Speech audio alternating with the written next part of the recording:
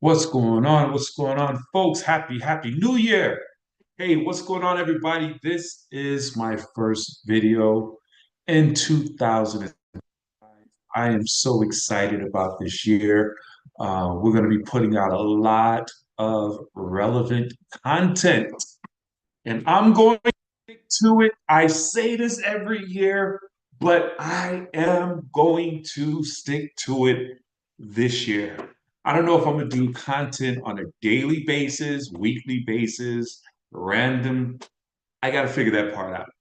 But I will do lots of content helping individuals. It's going to be fun content.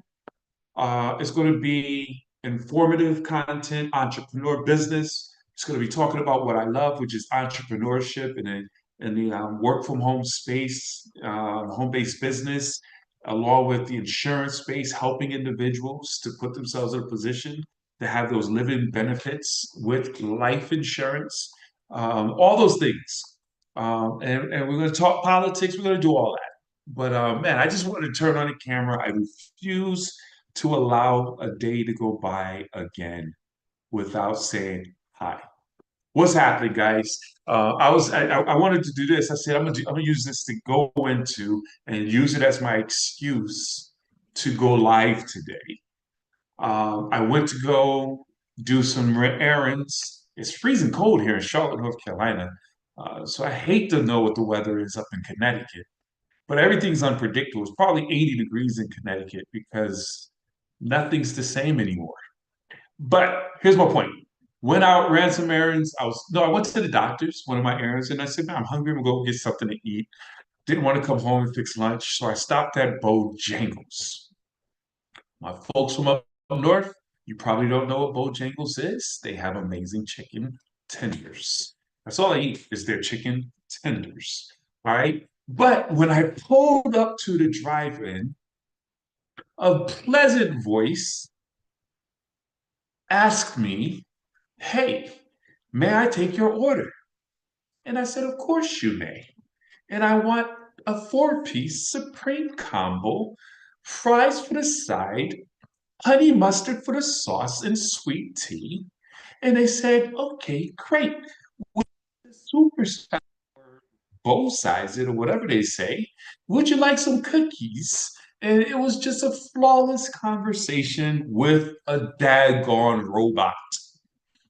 Ladies and gentlemen, AI has taken another job. Now, here's the pro, here's the con. The pro is it was a pleasant voice. They wasn't mad. They wanted to be there. They didn't take no breaks. They don't, robots don't get tired. Robots don't catch attitudes. So that was pretty cool. They didn't mess up my order either. It was hot, it was yummy, everything was cool. The con is a few people lost their jobs. A few people lost their jobs. And that is about to become the normal. Ladies and gentlemen, those low end jobs, working at fast food restaurants, working at grocery stores as a cashier. Have you been to Walmart or a grocery store lately? Walmart is ridiculous. They just like F it. They fire anyone. If you can't stock shelves, you have no job options at Walmart. They have like 100 self-checkout cash registers. I was talking to my business partner today. I was like, man, I feel like I need to get a 1099 for all the groceries and everything I rung up all year long. I mean, I wasn't even trained for this position. I wasn't trained to scan and put in the right grocery produce codes. I had to figure it out on the spot. It was stressful. People behind me, I'm exaggerating, but my whole point is, I should get paid for that work. It didn't lower the price of the groceries or the items that I'm purchasing. Went to Home Depot yesterday and scanned some items. I had to take the gun myself and scan the items. People are losing their jobs. They have one person at the door checking your receipt instead of six people running people's groceries and items through the conveyor belt. That's interesting. That's alarming. And the question I ask you is, what are you going to do about it? Are you going to sit around? I mean, hey, so a lot of people have gotten their educations and they're like, I don't need that job. I don't work at a grocery store. I don't work at a fast food restaurant or whatever it may be. But there's a lot of people who do. And a lot of people who realize that their real check is not meeting the ends aren't meeting, where they need a side hustle or part-time job. Some people go and get a part-time job, or individuals who have Social Security, which is an average of $1,500 a month, which is not sustainable. Go and work at a Walmart or a grocery store, and those jobs are no longer available. AI, the computer, robots have taken those jobs. And now you have to supplement, in most cases, the elders in your family, or you don't have the way to get a part time hustle to supplement your own household. So, what do? Ladies and gentlemen, it's time to get very creative and be very open to legitimate home-based business opportunities. I can't. I've been in this space for a long time, and I've helped so many people make some great part-time and full-time income. I've always said everyone should have a home-based business. For tax purposes alone, you should have a home-based business. But now it's not a matter of maybe, it's a matter of necessity. You must have a home-based business. Your ends aren't meeting. So an extra thousand, two, $3,000 coming in from your part-time business, putting you in a position to sustain your livelihood and afford those extra things that you want to do, whether it's going out to eat or funding some extracurricular activities that are out of your price range right now. You stroking credit cards to sustain that. We got to stop that. We got to stop that. What's going on, folks? I see you over there. Welcome, welcome. I see you. Welcome on YouTube. I appreciate you guys. Like and share this video if it relates to you. Let some folks hear about it. And if you are interested in the opportunity, go into the comments and go to my site.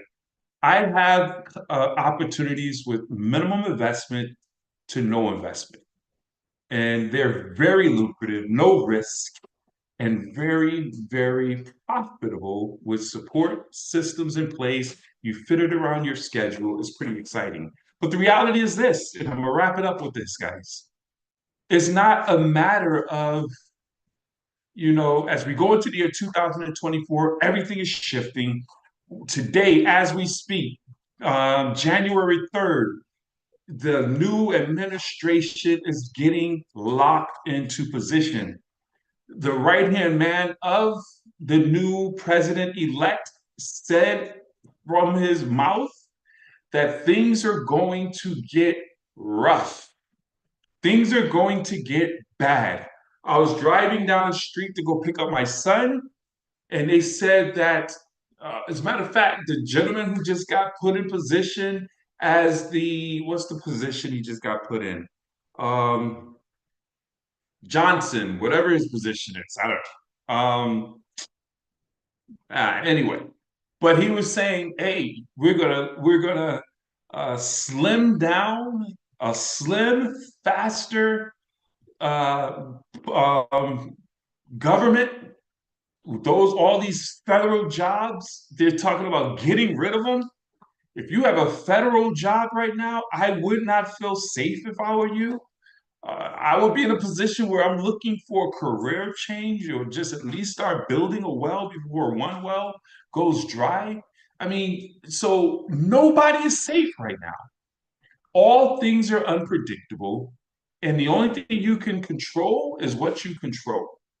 Because literally, you can go this weekend. This is being recorded on a Friday, and literally, your boss, who you work for over the weekend, can sit with their family and make a decision that, okay, this isn't going to work. Enough is enough. We're gonna close the doors today, or we're going to do a major layoff so that we could sustain and keep our boat, our beach house, and everything in that nature. I mean, that's how vulnerable individuals are. Why wait until you get that pink slip? Why wait until you get that notification that they're gonna reduce your pay scale, put you in another district, or demote you to another level? I was reading in the news on MSNBC, the news anchors Joyce and I'm bad with names, man. Forgive me. Joyce and Rachel Maddow and the girl I like that come on late at night. They gave them an ultimatum. They were making five-figure month. They was making a five-figure $1 million salary, and they said we need to bump you down to 5 million if you want to hold your spot, or just go away. Everybody wants your spot anyway. I can replace you. Wow.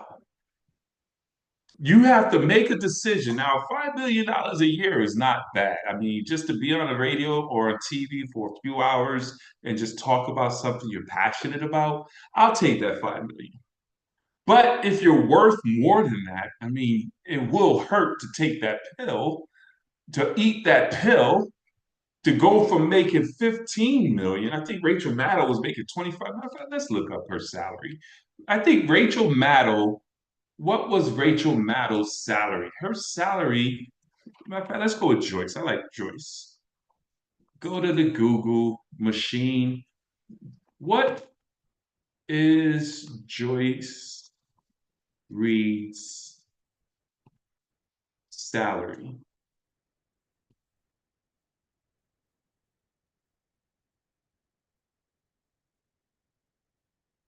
Joyce Reid is making now 3 million, 1 to 3 million. She used to make, it's not giving me all the details.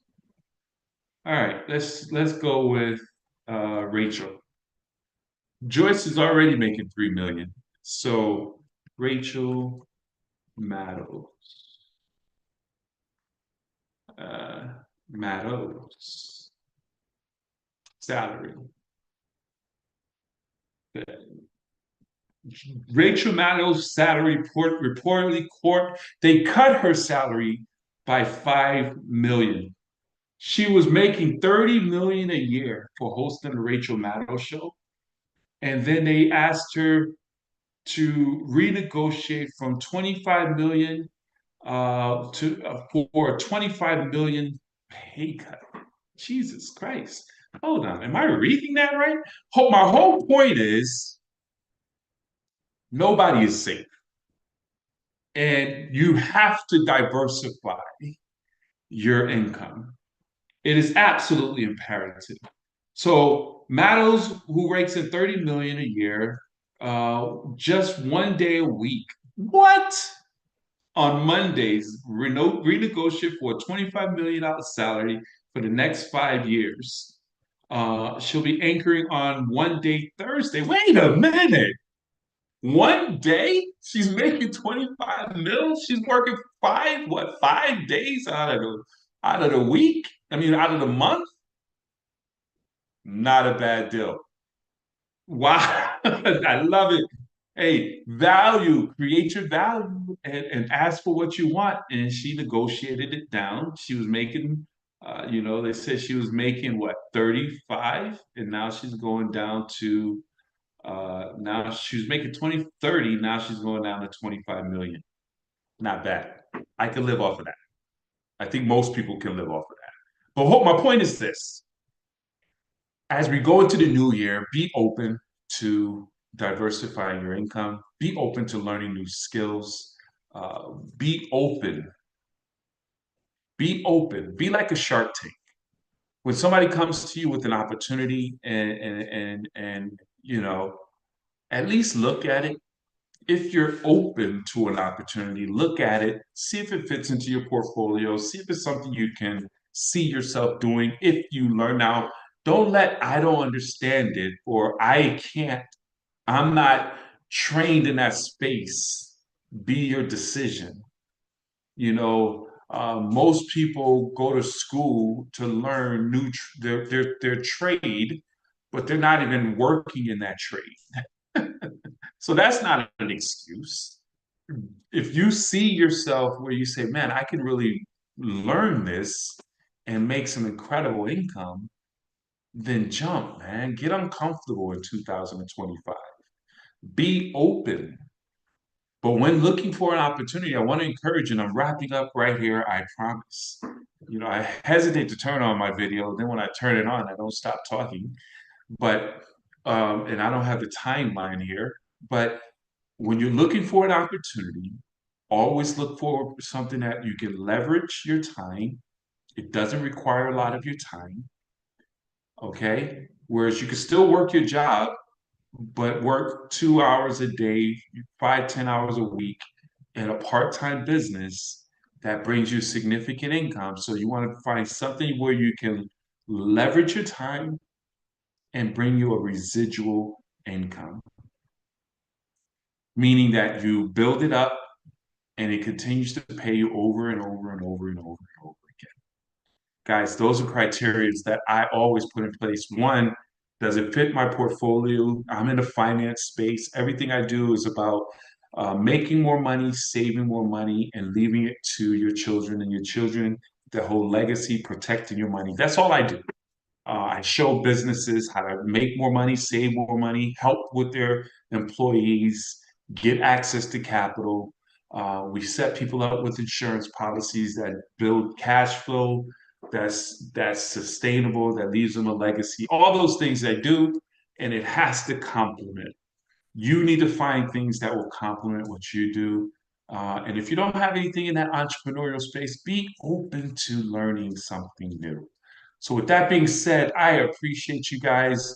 Like and share inside the comment below and be mindful. Put on the alert all because I'm going to be doing lots of videos in 2025 similar to this one. I'm gonna do some funky ones. I'm trying to learn this whole editing. If you know how to do editing and you're very affordable, I spoke to an editor. They wanted to charge me over $10,000. Like, what? But if you're affordable, reasonable, please get at me. Let me know. I just want to have a few bells and whistles going off in my background while I talk about something. When I say bank, a bank shows up.